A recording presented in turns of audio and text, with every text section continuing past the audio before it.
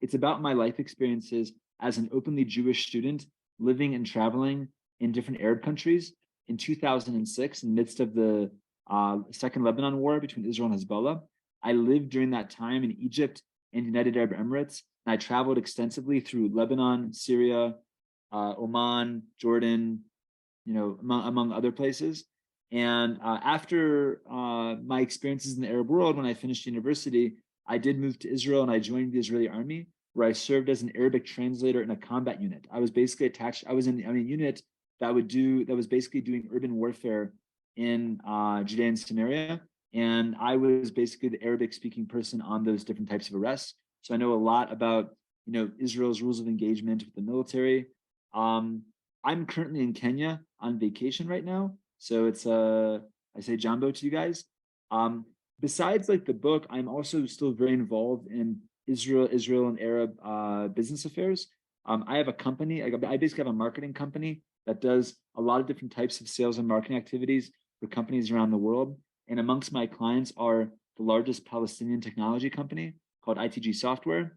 And I'm also working with a few different large conglomerates in the United Arab Emirates, which are owned by various very high profile but very high net worth Emirati business people. My journey in the Middle East and in the Arab world and Israel actually started in Cincinnati, Ohio. That's where I'm from originally. And I went to Jewish day school in Cincinnati until the 8th grade. And that was actually the first place I really started learning about Israel. Even my parents met at Yad Vashem in Jerusalem when they were in their 20s. Yad Vashem is a very romantic place to meet people, apparently. When I was growing up, when I was first exposed to the conflict between Israel and the Arab countries, the main thing that was always taught to me as a child was that Israel wants peace. Israel wants peace, and if the Arabs wanted peace tomorrow, they'd have it today. That thought was like very fully ingrained in me, and I never actually thought that I never really thought anything else. I was never taught to hate Arabs, much like you guys probably, and I thought that the main issues, of course, with the Arab-Israeli conflict really rested on the fact that Israel wants peace and the Arabs did not. When I got to high school in Cincinnati, I went to a high school that had a very, very large Jewish population, as well as a very large population of Muslim students. And during high school, my two best friends, one was an Israeli named Guy, who today lives in Yokneam in north of Israel, and the other was a Palestinian American named Joe. And Joe's family actually owns this company in the West Bank, and this company in the Palestinian Authority, this technology company that I'm currently doing a lot of business with today. When I was in high school, that was when the second Intifada started, when there was a lot of violence in Israel and you had all the suicide bombings. And during that time, there was a lot of tension in my school just between the Jewish pro-Israel students and Muslim, primarily anti-Israel students or pro-Palestinian students. And all the typical types of disagreements and conflicts and accusations and propaganda and misinformation that you probably see on college campuses in America today that people accuse Israel or Jewish people of doing. That was all going on back then, of course. But the main thing that really colored my experiences the most was that my friendship with Joe and with Guy, the three of us were best friends together, really held up. And it didn't hold up because we avoided talking about things or because, we just decided that we would be friends and not talk about the Israeli-Palestinian conflict, not whatsoever. We delved into things incredibly deeply. And the amazing thing about our relationship was really that we were all fairly reasonable, moderate people who respected the other side's at least perspective. Joe in particular, whose family is a very well-established family from Nablus, Shechem, was actually extremely understanding of the Israeli perspective in general on things. And when he thought about what was in the best interest for his people, he was by no means like a Jewish Israeli Zionist, but he was definitely someone that Israel could talk to. If there was, so to speak, like a good partner for peace amongst the Palestinian side, it would be led by someone like Joe. And during those years of the Intifada, though, of course, things just kind of devolved and got worse and worse over in, between Israel and the Arab world in terms of Israel's position in the media. But our relationship all became strong. So when I went to university, I studied international relations and economics at George Washington University, which was very encouraging of students to take part in study abroad programs. And when I had the opportunity to study abroad during my my junior year of college, I chose specifically to go study in the Arab world. At the time, I was pretty sure I was going to make Aliyah at some point, and I thought that it made a lot of sense if I was going to make Aliyah and I was going to even potentially do the military to learn Arabic and to really get to know our neighbors. I was always taught that Israel wants peace. I figured I might as well go to the Arab world and ask for it directly. So I signed up for an intensive Arabic program in Egypt that lasted about 3.5 months. And then I was an exchange student at the American University of Sharjah in Sharjah, United Arab Emirates for 6 months. This is in 2006. Now, when I went and had these experiences, I had a major dilemma about whether or not I would tell people I was Jewish, because it was no secret that the Arab-Israeli conflict was still very much in full force, and it wasn't clear how people would respond to me as a Jew. When I was living in Egypt, I would tell people that I was Jewish if I felt like my Arabic I had a good grasp of Arabic, or if I felt that their English was good enough to have a real conversation about it. If I didn't feel like we were able to really converse in a very specific way, then I was not going to tell people I was Jewish.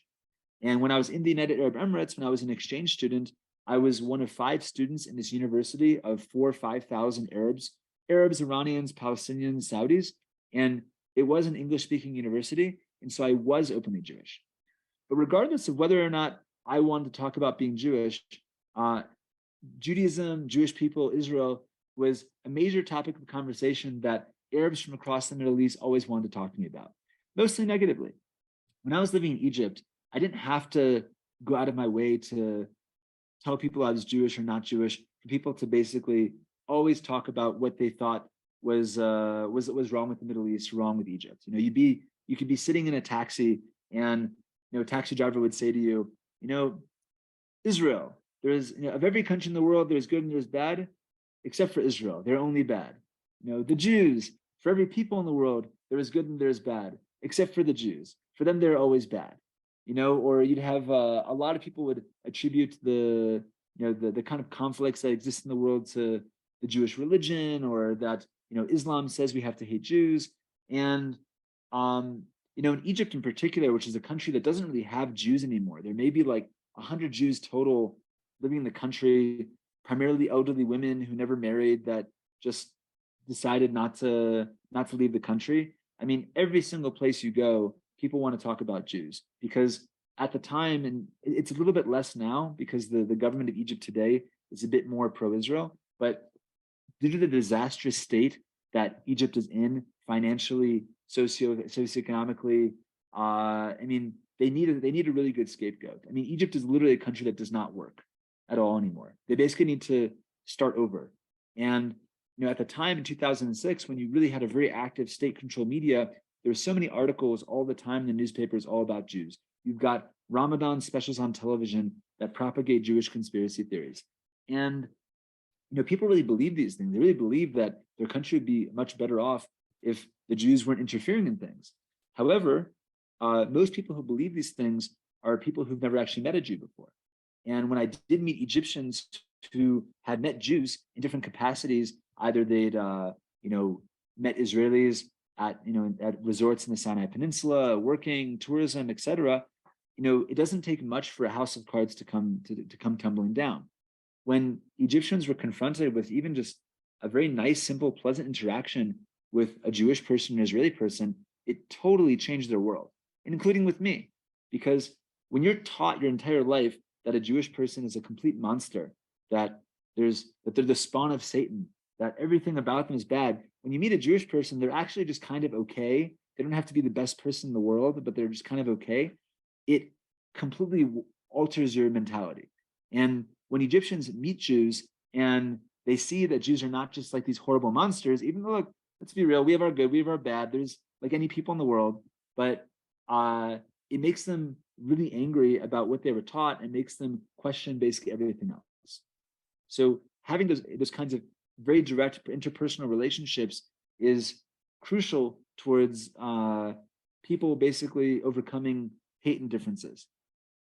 During this time, it's important to emphasize there was no social media yet. Okay, there was the Arab world had a very, very strictly controlled media. Okay, everything was government owned. There was no Facebook, Instagram, Twitter, any of that stuff. So the average person's access to information was heavily restricted. In the United Arab Emirates, there was a lot of government interference in terms of blocking websites that were not conducive with the moral, spiritual, and religious values of the United Arab Emirates. When I went to the UAE in Sharjah, this was after my time in Cairo, when I was living in Cairo, and I was not really sure genuinely about how much I wanted to talk about being Jewish because of everything that was going on in the world. And but at the same time, I also felt that I if I denied my Jewish identity, then there really was no point in going because all my relationships there would have meant nothing. Being Jewish is a very important part of my life, and I basically decided that when I would go, I would only talk about being Jewish if someone directly asked me what my religion was.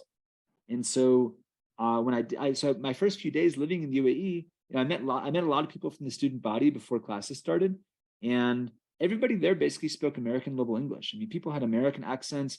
I felt like I was California dreaming. It was a completely different experience from living in Cairo. But the night before classes actually started, I went out to a mall with a very large group of people who were Palestinian, Syrian, all these different, from different parts of the Middle East. And then at the end of the night, they asked me what my religion was. And I kind of felt like I'd established new friends. I might as well tell them. And so I told them I was a Jew, and they completely freaked out. When I say they freaked out, I mean, the silence was deafening when I told them I was a Jew, and they kind of tried to pass it off like everything was normal. But my being a Jewish person in the United Arab Emirates at the time at this university ended up being a major sensation. People could not believe it. I was the first Jewish person they'd ever met. This was like a university kind of stuck in the middle of the desert. There wasn't really a whole lot going on there besides, people going to class and kind of normal college stuff. Me telling people I was Jewish basically made every single person in the university want to talk to me, but B, there was a large contingent of students that very much hated me and were telling other students not to talk to me or engage with me because I was Jewish, which then caused those students to continue to want to talk to me at even greater levels because all the rumors there were a lot of rumors that were swirling around about me. Eventually, people started to believe that I was a spy because I had a lot of really good answers to a lot of questions they have, and people perceived me as being very charismatic.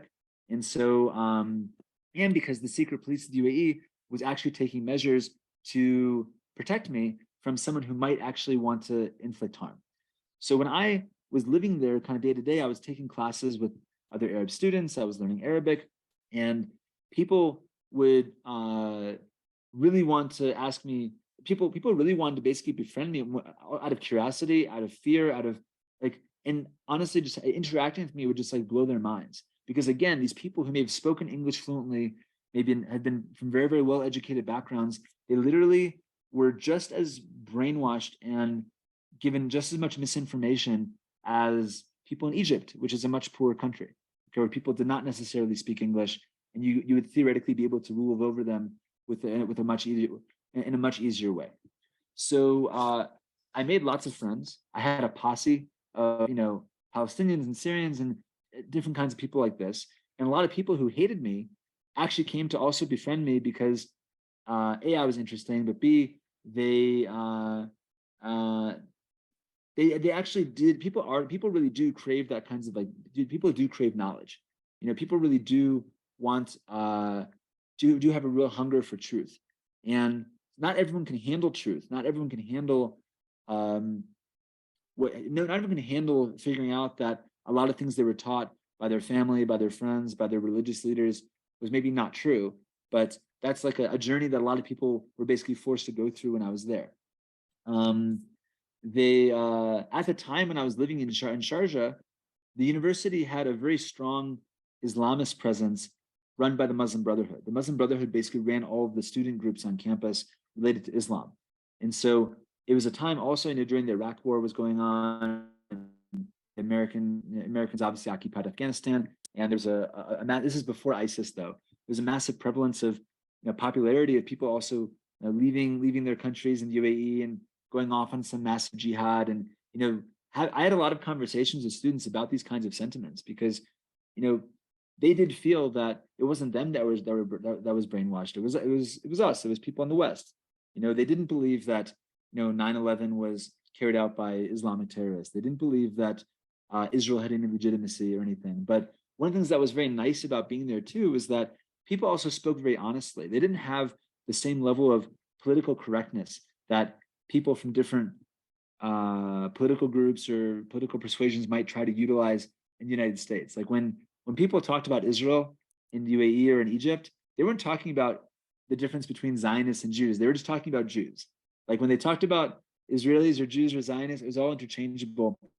They didn't have different types of code words to make whatever they had to say more palatable to the West. So when I was there, as people really started to befriend me, but also people started to really believe I was a spy, that did get the secret police really nervous as well. And so the secret police actually started assigning spies or security to intimidate other students on campus to either stay away from me, to not engage, because they did not want to have a situation where an American student may have gotten hurt. And all of those different types of actions, some of which were actually very obvious, ended up just perpetuating the notion that I was a spy and I wasn't who I said I was. That being said, I did make real relationships, and throughout my time there, people did try to convert me to Islam, really because they cared about my soul, like very much so. I was there during Ramadan, and I was given a Quran. I was invited to all these different types of Islamic studies classes and special sessions on campus. And at one point, actually, I was interviewed on CNN in Arabic about my experiences celebrating Ramadan for the first time. And I was standing there with one of my Emirati friends, and he actually said to the camera in Arabic, in a dialect I didn't understand, that I was imminently about to convert to Islam. And a lot of people in the university saw this, and so everyone got really excited that I was going to become a Muslim. And then when it didn't happen, people were very upset. And the rumors that were spread about me, or just kind of in general, were very indicative of a society that did not really have a whole lot of faith, didn't really have absolute trust in really anything. You could basically say any kind of hearsay, and people kind of believe it because people didn't really know what to say or what to think necessarily about whether their leaders told them something, their parents told them something, a friend told them something, a professor told them something. The world of like hearsay was very appealing for people because they could not really necessarily differentiate between fact and fiction. And as a result, when people would challenge me about things related to, I've heard all different kinds of things related to Jews in Israel. I mean, one of the things that I heard oftentimes was, if Israel isn't so powerful, why is it that, Pepsi, the drink corporation, stands for pinch every penny, support Israel? Why does Starbucks donate half of Israel's military budget? They're, talking to a lot of people in the Arab world, it's really kind of dealing with if Jewish culture is hyper logical and hyper Talmudic, you could say, Arab Muslim culture is very emotional. It's much more about how you feel about something than it is about what logically makes sense. And that might be that is changing a little bit, but I still think that very much rings true. Your perception of reality matters much more than reality. Okay, and that's where you get this whole issue of like Arab honor, offending Arabs. Like I have to do things because of my honor, whether it's like, deal with a female family member that might be having a relationship that I don't approve of, or someone said something to me that embarrassed me in front of my friends. Honor and their sense of pride is very, very important to them. I'm still in touch actually with a bunch of people from these experiences. And no, I did not turn every single person there into a Zionist necessarily, but I can tell you that there was a lot of curiosity, a lot of interest from the things I had to say. And there was actually a point in time when I was there that groups of Arab students asked me to kind of break down the history of the land of Israel according to the Jewish perspective, like multiple times. Like they basically we'd have 10 or 15 people, and we did these sessions a few different times, and they'd actually like really want to sit down for a lecture with me. This is all done in secret, of course, because they could have gotten in trouble. I could have gotten in trouble. People did hear about these different things, but there was a genuine interest, a genuine hunger to really learn. I had a friend there whose father was very, very involved with Hezbollah, and she really wanted to do a project for one of her classes on the Hebrew language. She was genuinely interested in Hebrew and on Israel, and even though her father is actually like a member of Hezbollah. There was another guy who was the son of a former minister in Saddam Hussein's government in Iraq, who he actually invited me over for dinner with his family. Like he really wanted his family to like have dinner with a Jew, but then I was uninvited at the last minute. And then later on, his father told him to relay a message to me that if Israel bombs Iran, all true Iraqis, all Iraqis will actually raise an Israeli flag for 3 days in appreciation because they hate the Iranians more than they hate the Jews. And all these different types of experiences really showed me that, first of all, the Middle East and who's against who is really far more complicated than what TV wants to tell you. TV, of course, wants to tell you that all the problems in the Middle East stem from the conflict between Israel and the Palestinians, which is blatantly not true. But also,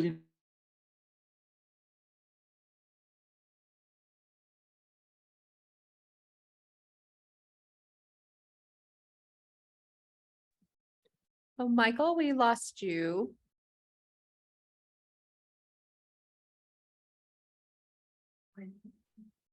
I know he had shared that being in Kenya, his connection was not perfect, so maybe we'll give him just a moment.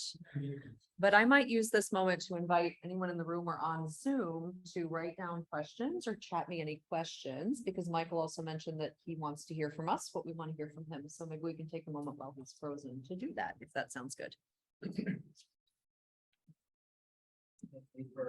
Yes, and I will text him also that we are having trouble.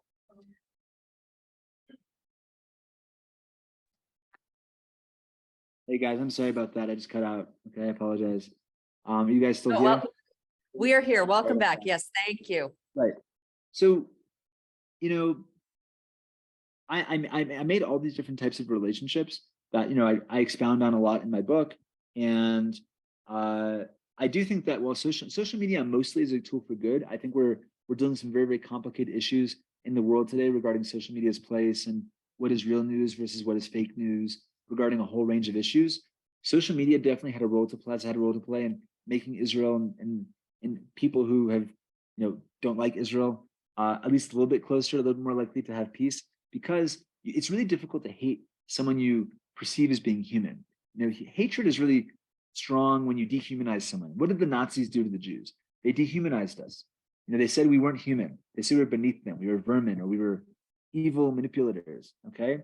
In the Arab world, it was something very similar. But when you have Twitter battles between the Iranian Revolutionary Guards and the Israeli army, or you have influencers on Facebook or Instagram or wherever, like sending videos, etc. I mean, it changes people's minds. They don't look at things the same way, because it's impossible to look at things the same way when you're not only subjected to your government's propaganda. Now, when it comes to what is really going on, let's say between Israel and like the UAE and all these different things, it's a great thing that Israel is developing closer relationships with Arab countries. All of that is a very positive development. The big mistake, though, that Israelis really should not make, or Jews should not make, is this. Countries have interests, they don't have friends. Okay. And like the main reasons why the UAE and some of these Muslim countries are making relations with Israel and also becoming very hospitable to Jews, that's really great. I want to encourage it in all different ways. It's great that you can go to Dubai and eat kosher food, and they've got the kosher kitchens in these hotels now. It's really incredible, but they made peace extremely fast, kind of on a dime. Like their people didn't know about it, and then these are still governments where when the government makes a decision, people are just all expected to go with it 100%. What they really believe in their heart of hearts, a lot of them probably think it was a good idea because they genuinely trust their government's decisions, but it can easily go the other way. The pendulum can swing the other way as well. I don't believe that the Muslim world is making peace with Israel or being nice to Jews because they actually are thinking to themselves, gee golly, we were wrong the whole time. We really should have just taken the pro-Israel side and the pro-Jewish side. No. Right now, it's conducive for them to be better with the Jews and better with Israel. And that's a good thing. We should take advantage of it, because we need to fostering better ties is important, and having better relations between Jews and Muslims is important. But it's not, they don't see the world the way we do. They don't have the same type of analytical process as a culture that Jews do, or even like American Jews or Israeli Jews or whatever. And so I believe in proceeding with deeper integration in the region, but with great caution. Okay. Now, I'm more than happy to expound on different parts of my story. I'm more than happy to talk about current events based on I'm happy to explain things related to what's going on in Israel with the elections or with what's going on, I guess, in terms of Israeli-Palestinian coordination. And I'm also happy to give you my personal opinions on things as well, not just what other people think. So I try to keep my personal story 20, 25 minutes, which I think we've managed to do. And I'd really love to hear from you guys, just to hear about what exactly do you guys want to know more of?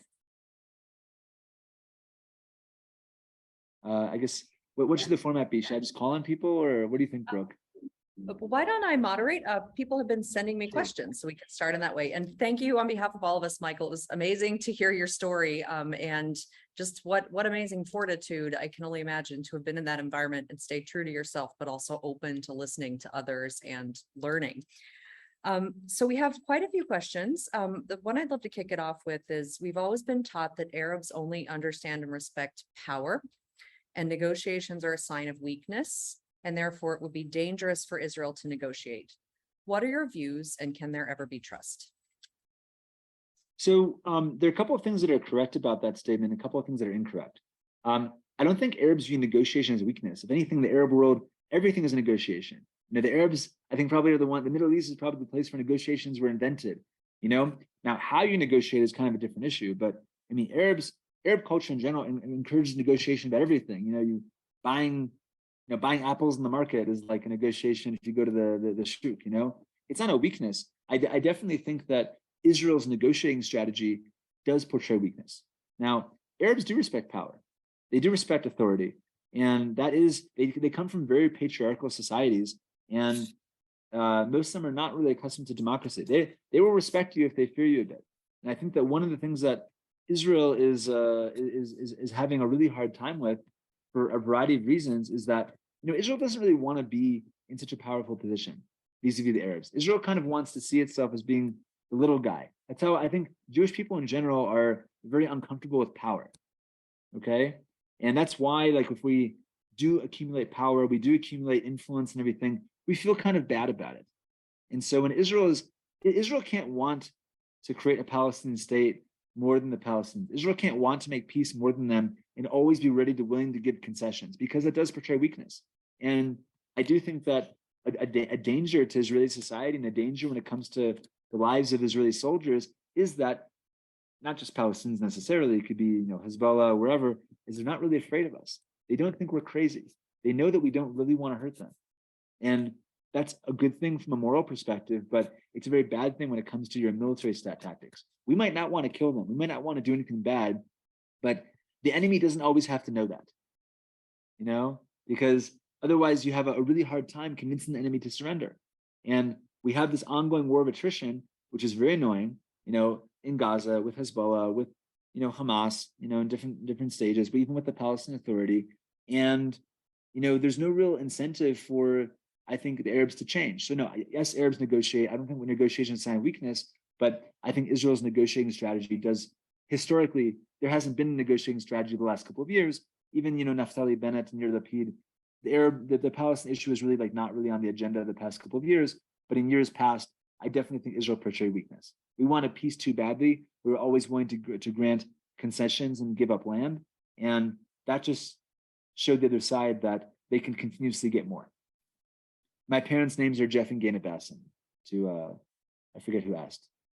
Devorah Ruth asked. So Devorah Ruth is in Cincinnati as well. So I'm sure she says hello from your home. Great. So we had a question also about the Israeli elections that recently happened, and the outcome of the elections, and what's going on in the ground in Israel, and what the outlook is for the future with what's going on. Sure. The truth is this: when it comes to the election results, nothing actually changed. Bibi did not really win in terms of actual numbers of votes. The actual disparity in votes was actually very small. The reason why Bibi and the right wing, the right religious wing, are probably going to be able to form a coalition is because of how the exact numbers of votes that some of the parties that did not get through the threshold of getting into the parliament, basically forfeited. When you you have to get enough votes in an Israeli election to get a minimum of 4 seats in the parliament. You don't get 1 or 2 or 3. You either get 4 or you get nothing. And if you don't get anything, then your votes can either be wasted, they can be allocated to different parties. And the left, or like the center left, basically did a very poor job this election in terms of forming vote sharing agreements. There was a major split between, there has been a major split between the 3 main Arab parties. The three main Arab parties did not cooperate. The Labour Party and Meretz, which is the far left party, did not cooperate, and now Meretz is no longer in the coalition. And there was also the feeling that Yair Lapid's Yesh Atid party, the future party, that they were campaigning for themselves, of course, in order to get votes and get seats for them, but at the expense of the entire bloc. So the actual numbers of votes, the Israeli electorate right now is very, very polarized. You did not have way more people voting for the right wing than you did last time. You simply had was better coordination amongst the right wing and poorer coordination by the left wing. And this presents like an interesting conundrum. For now, Bibi's natural coalition partners, they say, are really Shas, UTJ, and and obviously religious Zionism, which are these are the main parties. The issue is this: is that if you really look at what different kinds of leaders really want to do, what their actual policies are, the Likud is far more aligned with Yesh Atid and Benny Gantz's party, National Unity, and the big issue you have in Israel is that the parties that really are very, very similar, like, don't work together because of basically an ego issue. Who wants to either replace Bibi? What Bibi? It's really kind of all about, like, most of the political parties in Israel that are not in the coalition are headed by people who used to work underneath Bibi Netanyahu. Naftali Bennett worked under Bibi Netanyahu. Avigdor Lieberman worked under Bibi Netanyahu. Gideon Sa'ar worked under Bibi Netanyahu. Benny Gantz worked under Bibi. Everybody's worked under Bibi. And in terms of actually like putting together practical policies, Bibi's practical policy coalition partners are actually Yesh Atid and National Unity. Now that's never going to happen. Now, because everyone knows that the religious parties, as well as religious Zionism, they will do whatever Bibi wants, kind of unquestionably, because he's going to give them the right allocations of jobs and funding, et cetera, that they really want to help their constituents. So Bibi talks like a really kind of tough game, but he's actually a very moderate leader. He kind of wants the economy to keep humming. He doesn't want any war. And whoever's to the right of him, he basically kind of restrains. And so right now, it is probably going to be this like religious, right-wing coalition that Bibi himself is probably uncomfortable with.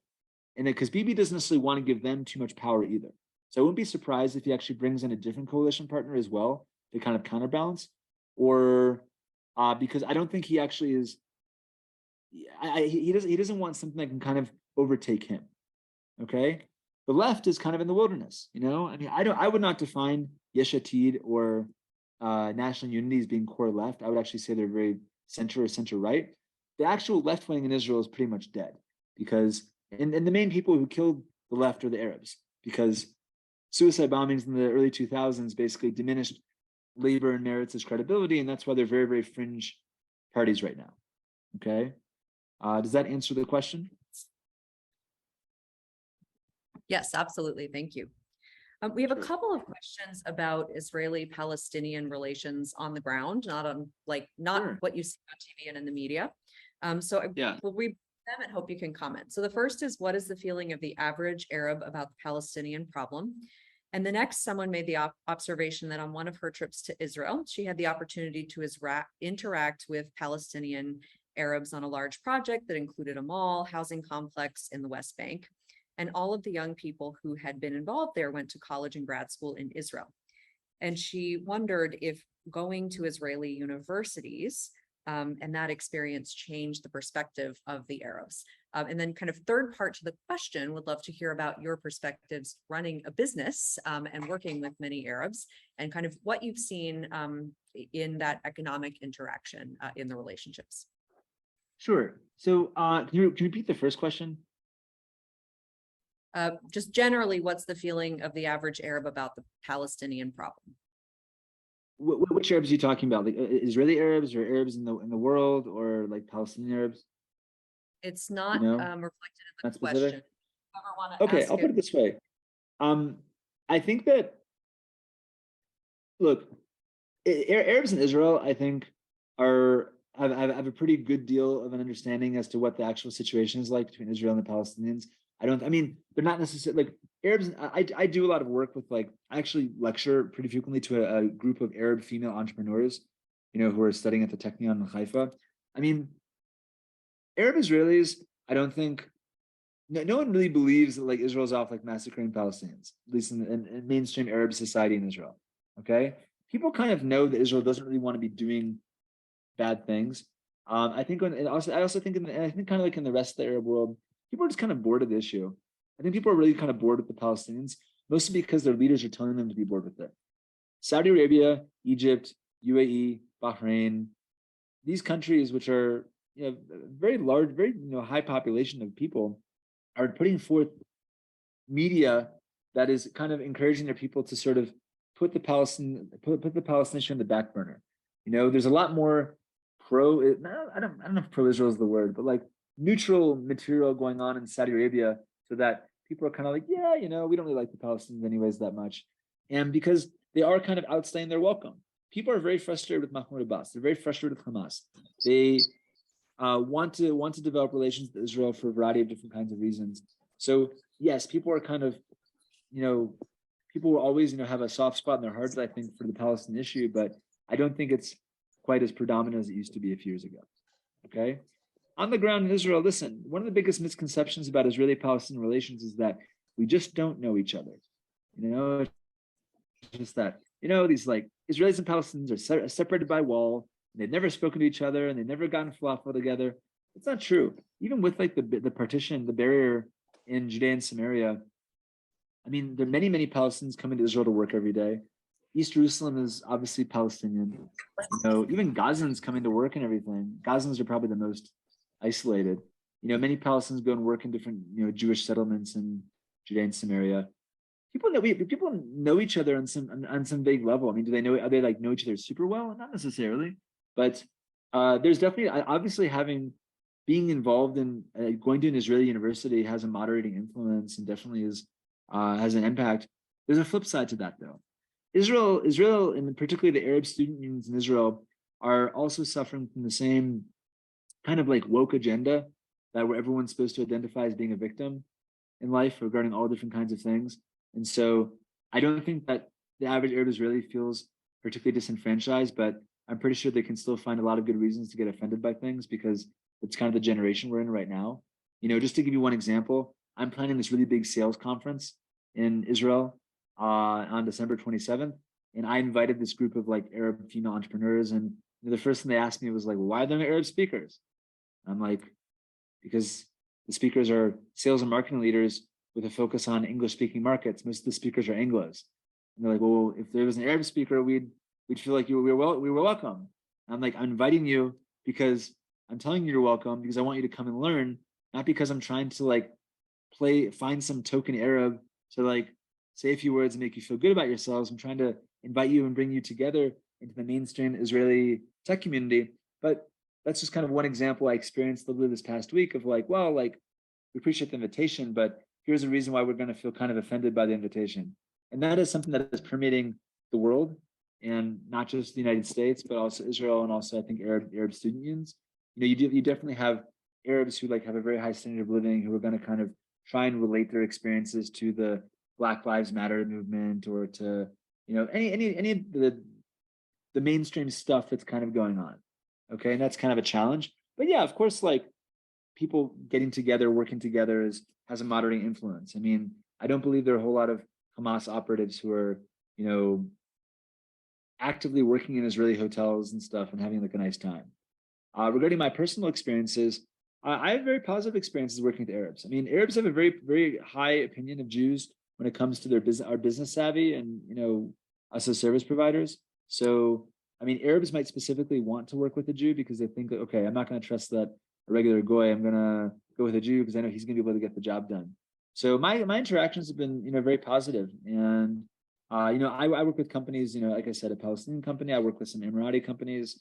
And the people I work with are really from all over the place. I mean, in the UAE, I represent one as I'm working with one Arab, like Emirati billionaire who's chief of staff is a Jordanian. He's got Egyptians. Like, I mean, they all know, of course, they're working with an Israeli company and that they're sending money to Israel every month, and where we're based. And it's all very cordial. I mean, what they really think about like the conflict and this and that doesn't matter, but people kind of want to do business. Like, I think they like me personally. They see we're doing good work. We try hard, and that's a very good thing. And these are also things that I mean, this would have been impossible up until a few years ago, which is really beautiful how fast things can change. Great. Thank you. And it's a real message of hope. On the flip side, someone wanted to know your thoughts about anti-Arab and anti-Islamic hatred within the Jewish community, both in Israel and in the diaspora and in the current government in Israel. Look, I don't think that there are many Israelis or Jews that hate Islam or hate Arabs kind of arbitrarily. If someone hates Arabs and hates Muslims, it's because of the conflict. It's because of the fact they perceive Arabs and Muslims, they perceive all of them as trying to attack us, trying to kill us, trying to do all these different kinds of bad things. I don't think anyone just kind of woke up one day and said, you know what? I really hate those Muslims for no reason, So it's very easy to, especially if you live in a place where there have been a lot of tensions with Muslims, Arabs, or any ethnic group or religious group, to develop very negative feelings on them. I don't think that. I think it's very easy when it comes to any sort of conflict for anyone, like, to just get really fed up and be like, oh, I just hate all those people. I just like, if you have a bad experience with the Moroccan Jew, you might just be like, oh, I hate all Moroccans or something like that. It's just like it's human nature to stereotype. It's human nature to divide ourselves into groups. Everyone does it. If you look at the animal kingdom, animals do it too, and so we're not so different from them. But I don't perceive like anti-Arab fanaticism as being like a major problem. I do think even with Itamar Ben-Gvir being the government, I mean, I do think that he's grown a bit older. I'm kind of interested. I actually really believe that he's not someone I support, or I'm not on that side of the political map. But I do think that since he was voted in, he does deserve a right to govern. He does deserve a right to let's see what he can do.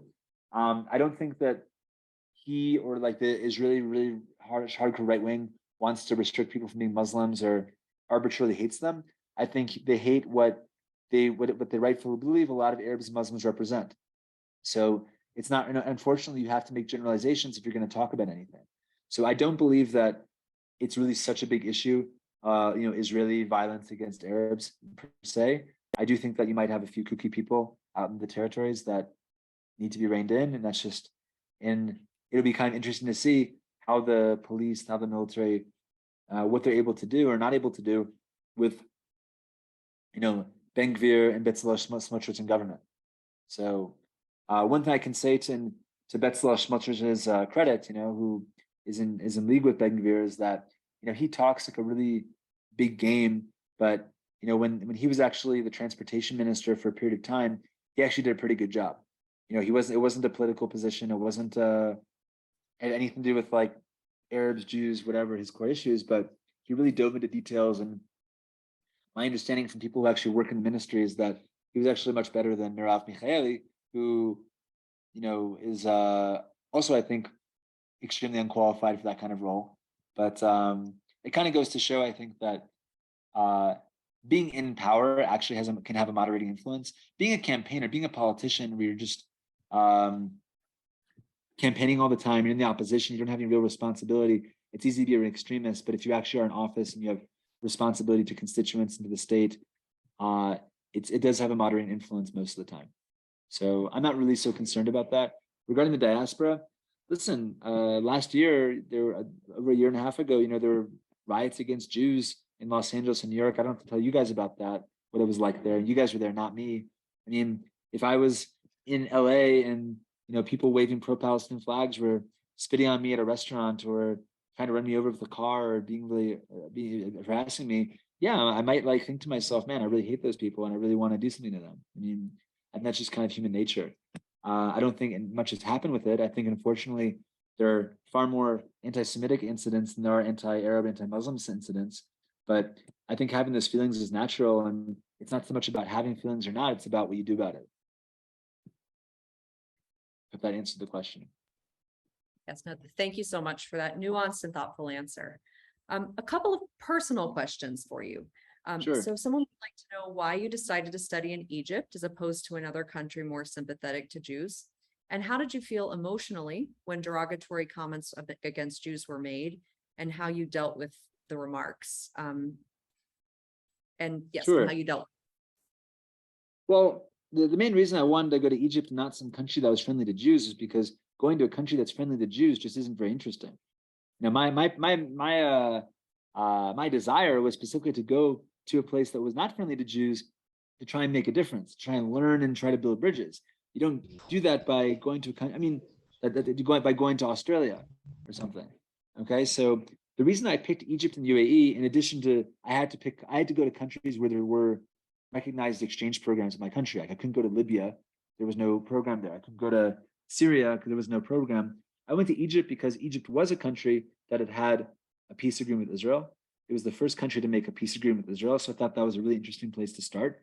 And I chose the UAE because I was really intrigued about the idea of being very integrated into the student body. A lot of exchange programs, when you study abroad as an American student overseas, you can kind of be corralled into this environment of being only with other American exchange students. Anybody who studies abroad in Israel is basically corralled into being around other American exchange students and not with Israelis. So that's specifically the kind of experience that I did not want to have. So those are the main reasons I went to Egypt and UAE. But in terms of how I dealt with things, most of the accusations, the kinds of issues, were not really so threatening. People didn't come to me and like point a finger in my face and just like scream at me. If they did, it was actually kind of amusing because people were actually more inquisitive, and a lot of the accusations and the things they believed about Jews in Israel were actually just quite like so silly and kind of over the top that it was very difficult to take it seriously. And it was also just very easy to kind of counter them. I mean, if someone was just going to come up to me and scream at me, I mean, I'm not interested in having a screaming match with anybody, period. So I'm not really going to like I have a different way of ending that kind of discussion. But people really, I think, wanted to hear what I had to say. And when you're given a platform to speak, even if people hate you, that's still a platform to speak and allows you to have at least allows you to get your points across. I was not in a situation where like I would say something and someone would just like spout off a bunch of like twisted facts or something. Like people genuinely wanted to have the conversation because they also had literally never met a Jew before and really wanted to hear what I had to say, even if what I had to say was going to infuriate them. So, that's actually an experience that I think is not really common when you think about the campus debates in Israel between Israel and pro-Palestine students in the United States. Like when you think about these debates they have on college campuses, it's like they're really just kind of shouting matches. And so, actually, being in the Arab world where people genuinely wanted to hear what you had to say, even if they didn't like it, was actually quite refreshing and very different from just being in a shouting match on campus with someone wearing a keffiyeh who's just trying to score points and add something to his Twitter feed. So does that make sense? Absolutely. Thank you so much. So one more question for you, if that's okay. For sure. Wondered if you could comment on the rising anti-Semitism that we're seeing in the world, and particularly in the US and with public figures in the US, and what advice you have for American Jews in standing up during this time. Sure. The rising anti-Semitism is coming about during a very, very complicated time in global history. We are seeing a lot of very, very scary changes, in my opinion, in terms of the average person's relationship with the state, with the media, and with each other. We obviously just we're kind of still just like emerging from COVID. And there's a lot of doubts by people in general about what is real news, what is fake news, what was the severity of the pandemic, what is their opinion on the COVID vaccine, and what is big tech's influence on their day-to-day life. And when you look at a lot of people in government, a lot of people in big tech, a lot of people in pharmaceuticals, a lot of people in the health ministries around the world, you see a lot of Jews. And so people can kind of tie two and two together. And I think it's actually a natural progression of anti-Semitism that, given a lot of these kinds of controversies and existing censorship, for which many Jews are in positions of power, is that these kinds of policies don't make Jews look very good. Now, I'm not saying I support any type of hatred for Jews. Listen, I might have a very vociferous argument with a Jewish person about a range of issues. It doesn't mean I blame them for like everything going on in the world. Of course not. But I do think that Jews have not distanced themselves from oppressive actions that have been going on, I think, over the past few years. And I also think that when Jews appear now to be so aligned with like the powers that be that it's never been more believable that there actually is a Jewish conspiracy going on. So, because when someone says something negative about Jews, whether it's Kanye West or Kyrie Irving, your Brooklyn Nets basketball star, or someone else, and then the biggest thing we do is we cancel them, we take away their wealth gets taken away because endorsement deals are cut off, or the ADL is begging them for some type of symbolic apology. What it looks like is the powers that be are telling you, person who's saying something bad about Jews, to sit down and shut up and toe the line. Otherwise, we're going to take away all your money, which actually further entrenches people's negative beliefs about Jews. So there are a few things that I think would be very, very helpful when it comes to how you fight against these types of issues and how you actually deal with real anti-Semites. I think the first thing is that I think Jews in general need to be more forceful about their opinions in terms of day-to-day life and not rely on just like these big umbrella organizations to sort of speak for the Jews. Because these big umbrella organizations don't make us look very good. They make us look like we're these all-powerful beings that are manipulating kind of like little people. I think individual Jews and individual synagogues and people need to be not so afraid of taking their opinions, their beliefs, and basically shouting down anti-Semitism in the day-to-day forum. We can't just rely on like our media savvy spokespeople from the ADL or from the Anti-Defamation League. That is the Anti-Defamation League, APAC, or whatever it is, because it actually just reinforces what people negatively believe about Jews. In addition, I also think that when people talk about when Jews kind of do try to fight against anti-Semitism, we almost try to have these like very like logical arguments. Like if someone says something crazy about Israel, like Israel massacres babies every day, like we're gonna actually like probably respond to them by saying like, well, in 1937, blah blah blah happened, whatever. Like we miss the tone of the argument. We have like these super factual, logical kinds of attitudes. We're very, very differential. When someone says something bad about a Black person or a Latina person, the world goes crazy. When someone says something bad about Jews, our first offer is to take them to the Holocaust Museum. That makes us look weak.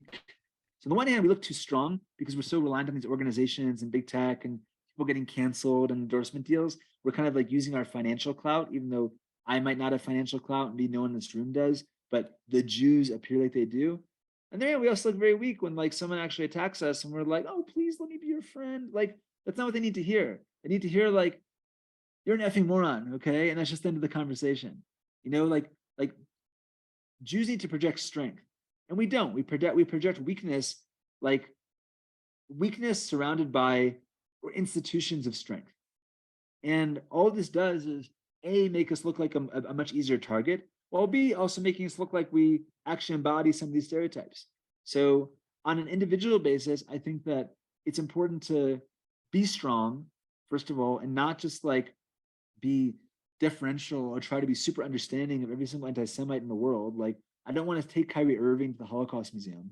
What he said was stupid, but I also don't believe he needs to give like a meaningless lip service apology and that everyone's just pressing him for it. Please give the apology and making this a big story. Like, you're dumb, and leave it at that. You're not gonna win people over by these people over by like trying to fight their illogical arguments with logical arguments. What you're gonna do is you need to project strength, you project unity, and you need individual Jews, I think, actually trying to take responsibility instead of relying on our spokespeople, who I don't think are doing a very good job. And I'm more than happy to answer any follow-up questions that people have about that. We did have one more question on a different topic, if that's okay. Sure. Absolutely. Great. So one more question. Since the Arab views, in your opinion, have likely not changed, can the alliances with the Abraham Accords be trusted? I think the Arab views have changed because they've been ordered to change. In the UAE, When the sheikh says believe something different, everyone just believes something different. So like they have changed. Now Israel, now in the UAE, people view Jews as being their best friends. What I'm simply saying is something different. I'm saying they have changed, but don't be surprised if due to something quite minor they change back. Things will be good as long as they view the Jews in Israel as useful. We are the court Jews. We are useful because of our knowledge, because of our connections, because of our financial acumen. That's why they're our friends. It's why they like us. Okay. If any of those things stop, they're not making relations with us because they agree with our moral right to be in the Middle East or because of our moral superiority in the Arab-Israeli conflict. They're not Zionists. They do not take Israel's side. They're taking Israel's side more now only because of political necessity, political and economic necessity. So how that affects the average person in the street is this: they do not have the ability, they do not have the right to critically think and ask questions about these accords. They do not have the right to question their leadership. They do not have the right to vote in an election. They do not have the right to act on any type of negative feeling. All they have is to agree with what their government says they should do, and that's what they do. So that's good today. It's good tomorrow. Will it be good in 5 years or 10 years? I have no idea. But right now it's good. It's still something to be encouraged. But we just can't be so naive as to think, wow, all these Gulf Arabs are long lost cousins. It was really just a misunderstanding, and now we're truly brothers and sisters. We're not.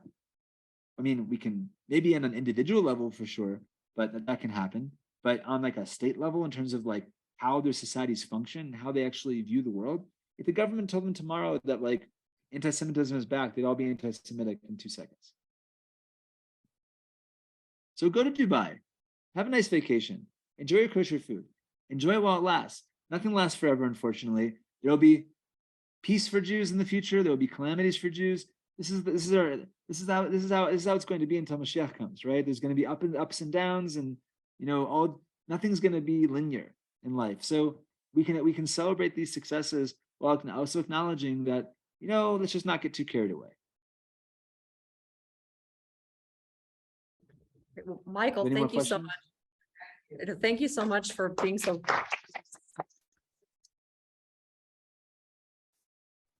Thank you for your thoughtful and full answers to so many diverse questions. It's really wonderful to hear your perspective.